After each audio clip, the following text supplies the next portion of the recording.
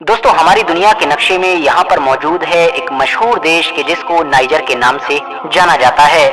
Africa में मौजूद ये देश दरअसल एक मुस्लिम देश है, क्योंकि इस देश की लगभग 98% से भी ज्यादा आबादी इस्लाम को ही फॉलो करती है। मगर पिछले 2-3 दिन से लगातार अचानक से पूरी ही दुनिया में इस देश की खूब चर्चाएं हो रही हैं। इंटरनेशनल पॉलिटिक्स में भी इस देश ने अचानक से भूचाल मचा दिया है, और इन तमाम चीजों की वजह है इस देश में होने वाला तख्ता पलट। हाँ दोस्तों, इस देश में तख्ता पलट हो चुका है, और तख्ता पलट होने के बाद इस देश से जिस तरह की तस्वीरें और वीडियोस निकल कर आ रही हैं, वो न सिर्फ बहुत ज्यादा हैरान कर देने वाली हैं, बल्कि डरा देने वाली भी हैं। मगर दोस्तों, इन तमाम चीजों से अलग हटकर सबसे ज्यादा दिलचस्प बात यह है कि इस देश में होने वाले हुकूमत के तख्ता पलट की वजह से खुद ये देश या फिर इसके आसपास के देश भी इतने ज्यादा परेशान नहीं हैं कि जितने ज्यादा परेशान यूरोप में मौजूद फ्रांस या फिर 7 समंदर पार मौजूद अमेरिका है। जब से ही इस देश में तख्ता पलट हुआ है, तब से ही न सिर्फ अमेरिका साफ तौर पर परेशान नजर आ रहा है, बल्कि उसने लगातार इस देश के ऊपर नजर बनाकर रखी है। मगर दोस्तों, अब सवाल यही है कि आखिर इस देश में ये तख्ता पलट हुआ क्यों है, किसने किया है, कैसे किया है। साथ ही साथ सवाल ये भी है कि आखिर इस तख्ता पलट का पूरी दुनिया की पॉलिटिक्स पर और स्पेशली अफ्रीका और मुस्लिम दुनिया की पॉलिटिक्स पर क्या असर पड़ेगा। तो चलिए आज की इस वीडियो में हम अपने इन्हीं सारे सवालों के जवाब जानने की कोशिश करते हैं। साथ ही साथ ये भी जानेंगे कि इस तख्ता पलट की वजह से सबसे ज्यादा परेशानी फ्रांस और अमेरिका जैसे देशों को ही क्यों हो रही है। RH नेटवर्क की नॉलेजेबल फ्रेंड, सबसे पहले तो मैं आप लोगों की ये गलतफहमी दूर करता चलूं कि मैं नाइजीरिया की नहीं बल्कि नाइजर की बात कर रहा हूं। ये दोनों अलग अलग कंट्री हैं। हाँ, वो बात अलग है कि जमीनी लिहाज से ये दोनों आपस में एक दूसरे से मिली हुई हैं, यानी आपस में एक दूसरे के पड़ोसी हैं और एक दूसरे से बॉर्डर शेयर करते हैं। अब साथ ही ये भी जानते चलें कि नाइजर एक लैंडलॉक कंट्री है, यानी कि एक ऐसा देश है कि जो चारों तरफ से जमीन से ही घिरा हुआ है और उसका कोई भी बॉर्डर समुद्र से मिला हुआ नहीं है।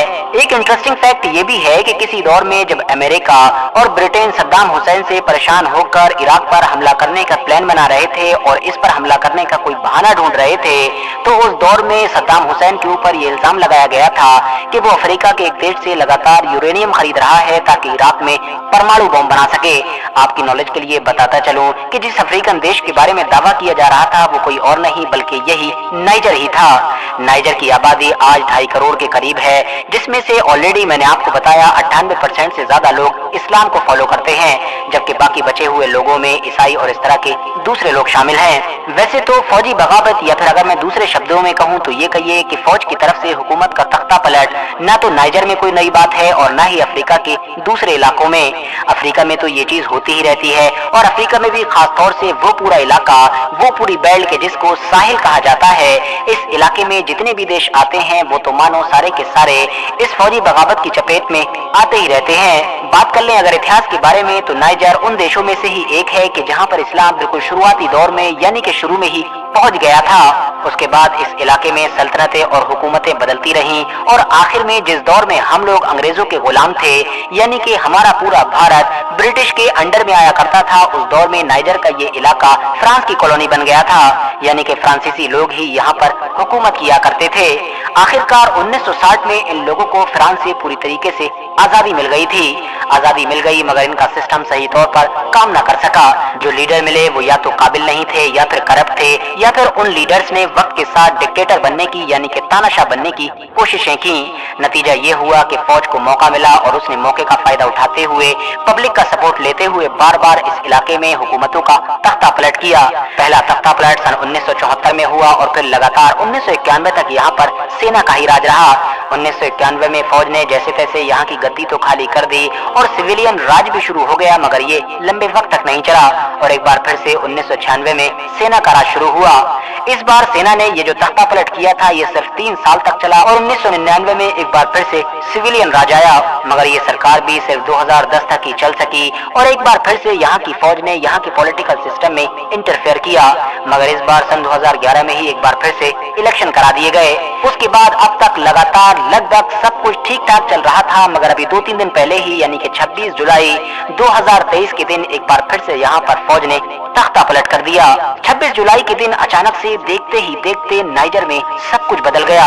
यहाँ की फौज ने तख्ता पलट करते हुए सबसे पहले तो यहाँ के सभी बड़े लीडर्स यानी कि प्रेसिडेंट वगैरह को अरेस्ट किया, सारे मंत्रियों को अरेस्ट किया और उसके बाद सारे ही सरकारी संस्थानों पर कब्जा कर लिया।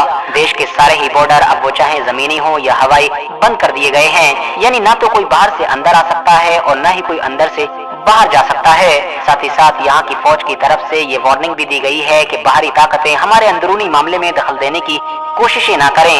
एक्सपर्ट्स मानते हैं कि फौज की तरफ से ये सारी जो वार्निंग दी गई है ये दरअसल फ्रांस और अमेरिका की तरफ इशारा करते हुए दी गई है।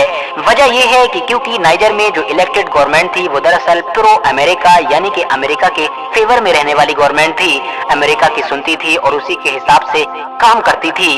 मगर जाहिर है अब ये जो सेना का राज आएगा ये हरगिज भी ऐसा नहीं करने वाला है, बिल्कुल इसके उलट करने वाला है। एक्सपर्ट्स मानते हैं कि नाइजर में तख्ता पलट होने के बाद जहां एक तरफ अमेरिका की पकड़ इस इलाके में कमजोर पड़ेगी तो वहीं दूसरी तरफ रशिया की पकड़ अब और भी ज्यादा मजबूत हो जाएगी। दरअसल दोस्तों, जैसा कि मैंने आपको पहले ही बताया कि इस इलाके में फौजी बगावत अब आम बात हो चुकी है। पिछले कुछ सालों के अंदर ही अगर आप लोग देखोगे तो एक के बाद एक आसपास के बहुत सारे देशों में ये फौजी बगावतें हो चुकी हैं और बहुत सारे इलाकों में अभी भी सेना ही राज कर रही है।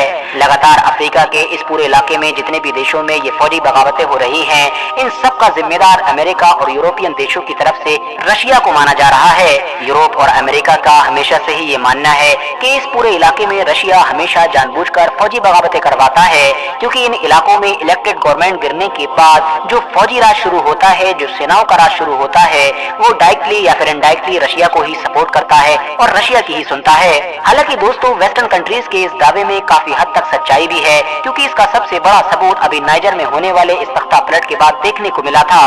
कुछ ऐसे फोटोज और वीडियोस वायरल हुए थे जिसमें साफ तौर पर देखा जा सकता था कि नाइजर के लोकल लोग भी रशिया का झंडा लेकर टहल रहे हैं और उसको बाकायदा लहरा रहे हैं, मानो वो ये दिखाने की कोशिश कर रहे हैं कि इस तख्ता पलट में रशिया की जीत है। जहां तक मामला है फ्रांस का, तो जैसा कि मैंने आपको पहले ही बताया कि फ्रांस ने नाइजर के इलाके पर एक लंबे वक्त तक राज किया है, इसीलिए फ्रांस का अभी भी नाइजर में काफी प्रभाव है।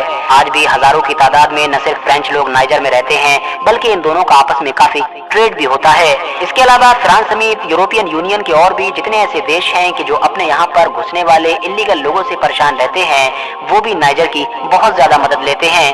सिर्फ 2014 से लेकर 2020 तक नाइजर को यूरोपियन यूनियन की तरफ से 13,000 करोड़ रुपए इसलिए दिए गए थे ताकि वो ऐसे लोगों को रोक कर रखे कि जो सहारा के रास्ते से यूरोप में इलीगल तरीके से एंटर होते हैं। साथ ही साथ ये बात भी याद रखने वाली है कि इस इलाके में नाइजर ही वेस्टर्न कंट्रीज का इकलौता साथी था। यही वजह थी कि जैसा कि मैंने आपको पहले ही बता रखा है कि जब इस देश के भी आसपास के इलाकों में फौजी बगावतें हुई और सेना का राज शुरू हुआ तो फ्रांस समेत बाहर की दूसरी फौजों को उन देशों से निकल जाने का ऑर्डर दिया गया।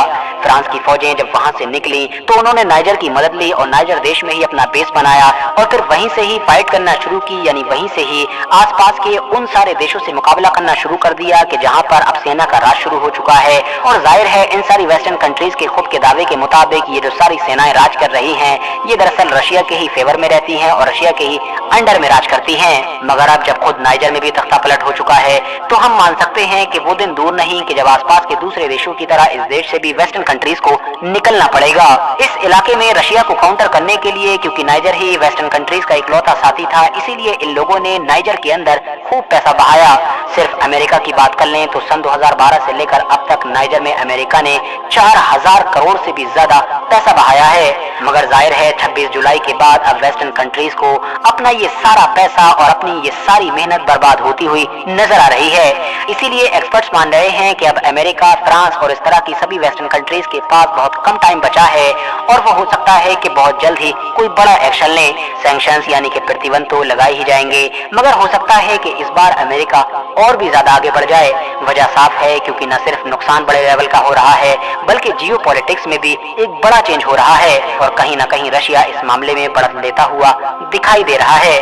फिलहाल दोस्तों, आज की अपनी वीडियो को हम यहीं पर खत्म करते हैं। वीडियो अगर पसंद आई हो और इन्फॉर्मेटिव लगी हो तो वीडियो को लाइक करने के साथ साथ अपने दोस्तों के साथ जरूर शेयर करें और इसी तरह की नॉलेजेबल और हिस्टोरिकल वीडियोस हमेशा देखने के लिए हमारे चैनल को सब्सक्राइब करने के साथ साथ बेल आइकन को भी जरूर प्रेस करें।